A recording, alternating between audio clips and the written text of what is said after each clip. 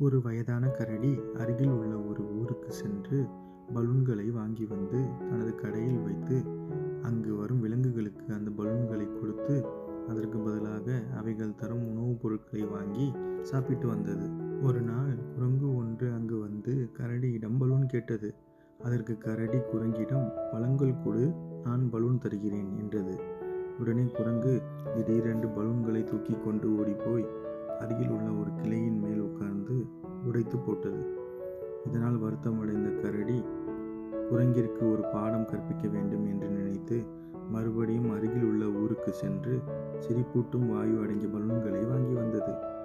வரும் வழியில் கரடி நினைத்தது போலவே குரங்கு மறுபடியும் பலூன்களை கரடியிடமிருந்து பிடுங்கிக் கொண்டு போய் கிளையில் உட்கார்ந்து அதை உடைக்க தயாரானது.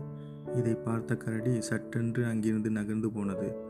குரங்கு பலூன்களை உடைத்தவுடன் பலூன்களிலிருந்து வெளியான சிரிப்பூட்டும் வாயு குரங்கின் மேல் பட்டு குரங்கு சிரிக்க ஆரம்பித்தது. சிரிப்பதை பார்த்த கரடி மிகவும் மகிழ்ச்சியானது. அன்றிலிருந்து குரங்கு கரடியின் கடைப்பக்கமே போவது கிடையாது.